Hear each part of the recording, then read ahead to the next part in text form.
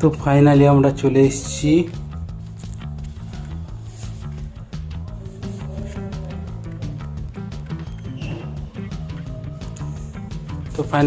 চলে এসেছি আমাদের দুর্গাপূজা, শারদাপল্লী দুর্গাপূজাতে। এরপর আমরা প্রথমে ঘট ভর্তির জন্য, সপ্তমীর ঘট ভর্তির জন্য রেডি হচ্ছি। তারপর আমরা চলে যাচ্ছি এখন ঘট ভরতে।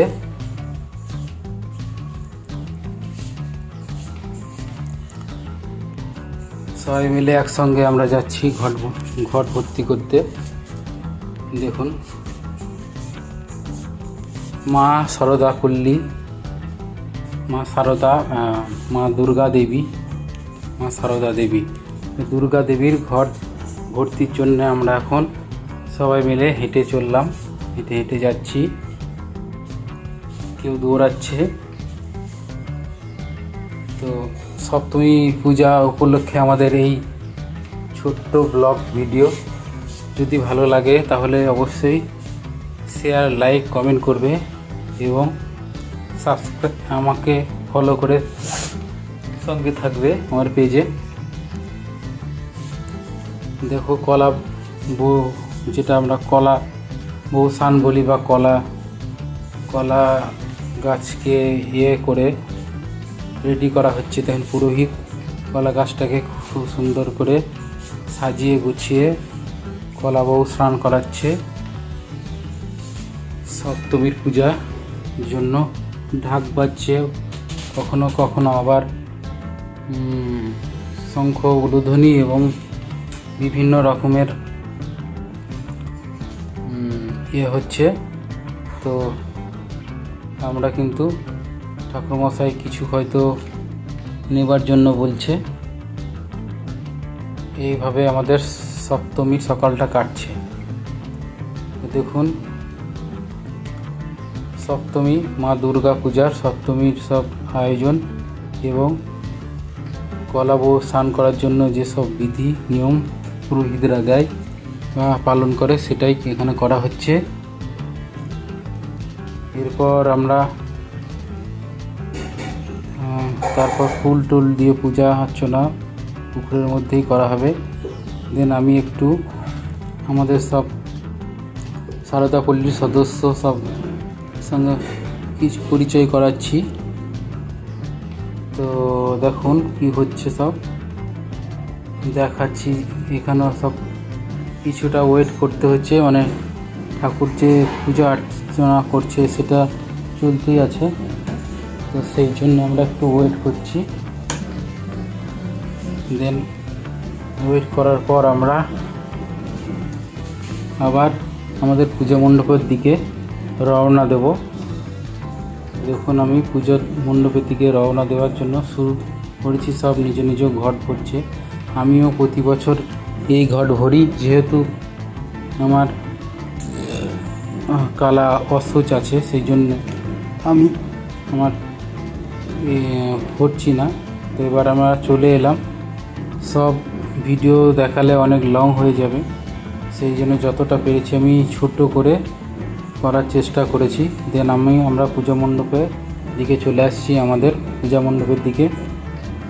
তারপর আমরা খুব যত্ন সহকারে ঘটগুলোকে রাখবো। দেন তারপর ঠাকুরমশাই পূজা করবে। তারপর দেখুন, আমি চলে এসেছি। যেহেতু আমি একটু আগেই এসেছি, দিন তারপরে মা দুর্গার এখানে আমি দাঁড়িয়ে আছি। দেখুন, চলে এসেছি জল নিয়ে, জল দিতে তারপর দেন ঠাকুরমশাইও চলে এসছে। কলা বউ স্নান হলো। এবার এটাকে রেখে আমরা পুজো অর্চনা করব। দেন কলা বউ চলে এসছে। এবার ঠাকুর তার যে কাজগুলো সেগুলো করবে। তারপর একে একে দেখুন ঘটগুলো সব রাখছে ছেলেগুলো। আমিও রাখি, কিন্তু এই বছর যেহেতু আমার কালা অসুচি আছে, সেই জন্য আমি ঘট ভরছি না। সেই জন্যই হয়তো এই ব্লগটা বানাতে সুবিধা হয়েছে। তারপর আমরা আস্তে আস্তে এই পুজো অনুষ্ঠানের যে আয়োজন সেগুলো শুরু করব। তারপর পুজো হবে। তো দেখুন সব এক এক করে ঘটগুলো রাখছে। এই ফাঁকে আমি যতটা পেরেছি আর কি এখানে ওয়েট করছি, ঘটগুলো সব রাখছে, তারই কিছুক্ষণের ভিডিও। তারপর আমরা একে একে মণ্ডপ থেকে একটু সরে আসব।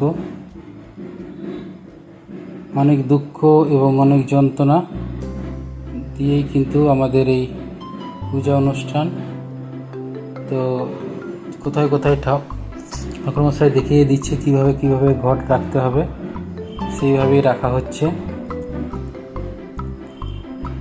তারপর দেখুন যতটা চেষ্টা করে পেরেছি, যেহেতু অনেক লোকের মাঝে ভিডিও শ্যুট করা একটু কঠিন কাজ। তারপর এক এক করে ঠাকুরমশাই সব ঘটগুলো নিজের জায়গায় রেখে দিচ্ছে। তো তারপর আমরা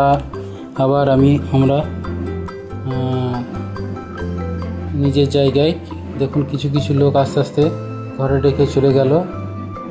এটা রকির ছোট্ট খুদে সারদাপল্লীর সদস্য, কুচকি সদস্য। তারপর ঠাকুরমশাইয়ের কাজ শুরু করবেন। তো যতটা পেরেছি মা দুর্গাকে কভার করার চেষ্টা করেছি। আবার বলছি, ভিডিওটি ভালো লাগলে অবশ্যই আপনারা আমাকে ফলো করবেন, সঙ্গে থাকবেন। আপনাদের ভালোবাসায় কিন্তু আমি বড় হব এই আশা রাখছি। দেখুন এবার ঠাকুরমশাই পুজো করছে। পুজোর শেষ হয়ে গেলেই আমরা কিন্তু প্রসাদ নিয়ে নিজ নিজ বাড়ি চলে যাব। তো ভিডিওটা আমি যতটা পেরেছি